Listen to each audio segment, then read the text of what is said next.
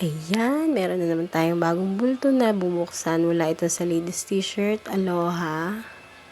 So, titingnan natin yung laman kung maganda ba or sulit yung ating binayaran. So, sana lagi nating ipag-pray yung ating mga bulto na maganda yung makuha natin. So, ito nga, malalaman nyo kung maganda ba or sulit ba ang ating nabuksan for today's video. So, stay tuned.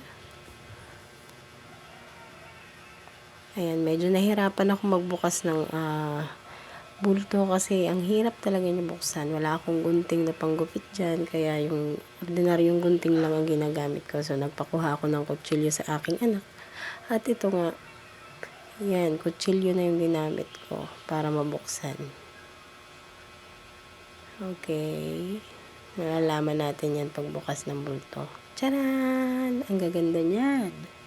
May mga halo yan na sando, t-shirt, mga branded, tapos may mga bago pa. So, yung iba, syempre, expect mo na okay. Medyo may himulmul na yung iba, pero yung nabuksan kong yan is parang more on bago talaga siya.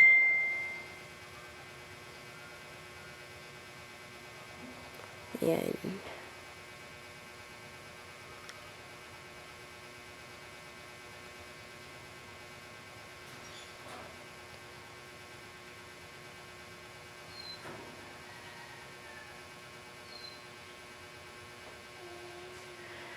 More on t-shirt po. So, siguro mga 80% yung t-shirt. Tapos, nasa 20% yung sando.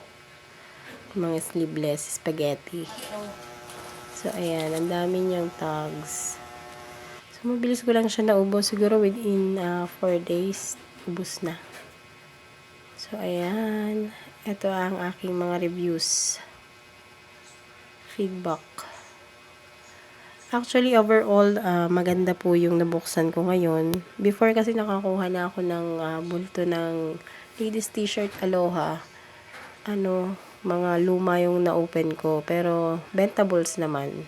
So, dahil siguro magsa-summer nun, kaya pang summer talaga siya. Malambot yung tela niya. Mga bagsak yung tela, maaliwalas yung tela, komportable. So, ito yung mabenta sa akin.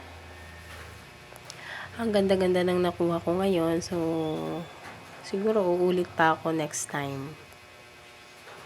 So, sana laging maganda yung mabuksan nating bulto para makapagbigay tayo ng mga feedback na magaganda. So, ito rin yung nagiging guide ko, yung mga feedback natin. Nagiging guide ko as an ukayera.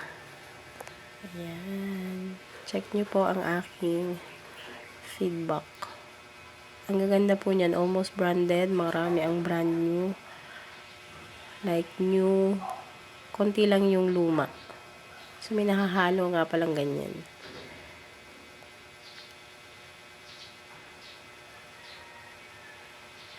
Marami yung may mga tags, guys. So, ito magaganda pa yung kulay. Buhay na buhay yung mga kulay.